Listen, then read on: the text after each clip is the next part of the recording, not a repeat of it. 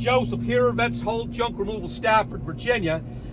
Guys, I'm going to share with you a lesson in the form of a story. A lot of you guys know that I mentor many of you in the junk removal space. And I've been mentoring Andrew Klein for a significant period of time, quite a few months already, going on maybe 6 or 7 months. We've had quite a few conversations already, and he reached out to me recently. Many of you may not know him. He is the owner of Poof Be Gone Junk Removal. I think they have a really awesome brand. He just picked up his Chevy 4500, I believe, dump truck. And I think he's poised for greatness. He's motivated. He's humble. So it turns out he completed one trailer for a customer, and it's getting late, and he has to come back tomorrow. That was the agreement. One truckload today, another truckload tomorrow. I get paid before I take the first truckload away. Then I get paid for the second truckload tomorrow. Customer says, now Andrew's loaded up his trailer already. Customer says, it's not the way I do it. I'm going to pay you in full when you complete the second truckload tomorrow. Now, Andrew knows that this customer is tomorrow going on vacation. Kind of an iffy situation. Well, unfortunately, Andrew didn't have anything in writing. He didn't have a text that the customer agreed to. He didn't have a paper contract. And I'm not saying he should have used a paper contract. That can be cumbersome. But for larger jobs, use a paper contract. But for your typical everyday jobs, you know, my contract is my text. A text that I've outlined all of the details and the important information in one concise text that all the customer has to do is read, ask questions, and then reply with an agreement, and we proceed. Well, Andrew didn't have that. The customer says, you didn't say I have to pay after the first trailer, so what would you do, guys? And Andrew's calling me to get advice. So I told him, well, if you don't have it on contract, brother, it's really your word against his. Andrew decides that he's going to dump it on the customer's property.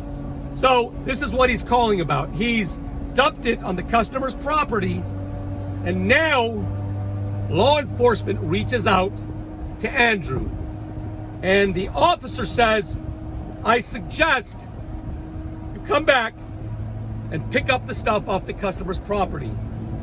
What you've done is a felony. That's illegal dumping. Whether or not the officer relayed that information in a matter-of-fact way or a threatening way, as if to infer that if he didn't come back, Andrew would be arrested, I don't know. Some jurisdictions, they have bigger fish to fry. You know, Andrew's concerned, rightfully so. He's a very stand-your-ground kind of man, and I appreciate that. He's not the type of young man that's going to be taken advantage of, and I appreciate that as well. But sometimes, guys, you have to ask yourself, is the juice worth the squeeze? Pick your battles. And only if you've done everything right, then you determine if this is a battle worth fighting. So, you know, long story short, since Andrew doesn't have anything in writing and it's his word against the customers, and if this thing were to go to court, Andrew would probably lose. And if, you know, maybe the officer relayed that information in a threatening manner, maybe the officer might have had full intention of pursuing a warrant for Andrew's arrest. Guys, it's just not worth it, guys. And I advised Andrew, I think you should have never dumped it on the customer's property. That's all junk. We don't do that. I know some of the big boys do that. And I'm not saying that you shouldn't do that, because it's your business. You have to determine if you are ready to absorb the consequences, whatever they may be. But Andrew went back after a call from the customer saying, sorry it went this far. What is it going to cost for you to just come back, pick up the stuff, and let's be done with it? Andrew says, well, I'm going to charge you full price for the first trailer, and then I'm going to charge you a full price for reloading that stuff, because I'm doing the job all over again, same job. So it's going to be double. I like that. I like that, Andrew. Good for you. You're not going to be pushed around. He returns, corrects the situation, gets paid, and on top of that, the customer leaves Andrew a 5-star review. Guys, not everybody is lucky like that. I told Andrew, you are just about the luckiest person that I've ever met, with exception of me. Those types of things happen to me. I'm a very lucky person. But guys, typically, that's not going to happen. Typically, you could find yourself in a world of hurt. So, my suggestion to Andrew was, start educating yourself about business.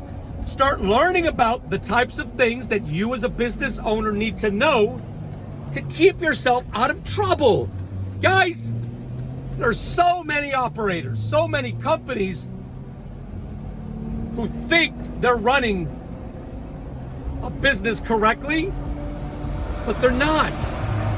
Running a business is more than just providing a service and collecting your pay. There are so many different things you need to know to ensure you're doing things right and in accordance with business law. And I'm not saying you need to know the law, but if you're not going to learn yourself, then at least align yourself. Pay some people to be on your team, accountants, have an attorney on retainer and stuff like that, so you can call on these individuals' expertise when necessary to keep yourself out of trouble. You don't need to know everything. You just need to know how to assemble a team of talented individuals who possess the skills and knowledge you don't possess. I then advised him that you should at least be aware of the different ordinances in the different cities that you serve, because sometimes from city to city, from jurisdiction to jurisdiction, ordinances can change dramatically. You might be within your legal right to dump the items back on the customer's property for non-payment in one city, but in the very next neighboring city, guys, you may not. It may be a felony. So these types of fuzzy areas of business are not uniform from area to area. Sometimes they differ. You need to know what areas you can do this in and what areas you can't. But I highly suggest, guys,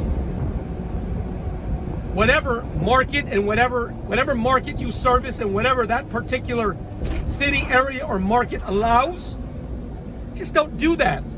My suggestion to you is to use the legal system to your benefit. That's why it's there. That means that sometimes you're not going to be able to collect payment immediately. Sometimes it can take months or years, and sometimes you won't be able to collect payment at all. But I believe that sometimes that's just the price of doing business. Sometimes in business, you're going to lose small amounts here and there because customers don't want to pay, and maybe you've spent so much to pursue legal action and attorney fees and your time and all that eats away at the amount that you're going to be awarded, and maybe it just isn't worth it to you. But by and large, I think we make so much money in junk removal that if you do things right, you can easily absorb that minimal loss and drive forward toward operating a successful junk removal and a very profitable junk removal operation. I'm glad everything worked out well for Andrew. Gotta take this experience that Andrew was gracious enough to allow me to share with you and use it to your benefit, guys. Do your own research in your area, because it can make the difference between everything that you've worked so hard for by the sweat of your brow day after day being taken away from you. Guys, it's not about how much money you can make right now. Anybody can make a lot of money in junk removal. Making a lot of money is easy. Anybody can do it. But it's about how much of that money you are able to keep long term. That's the difference between the winners and the losers. If you like the type of stuff I talk about, would you subscribe to my YouTube channel? If you're in Northern Virginia and you have stuff that you just need gone and maybe you can't get it to the landfill, reach out to the junk removal company powered by veterans and patriots. Yours truly, Vets Haul Junk. You can find us online at vetshauljunk.com, and you can call us directly at 540-657-8387. Talk to you soon. Rock me, rock me, rock, rock steady. Rock me, rock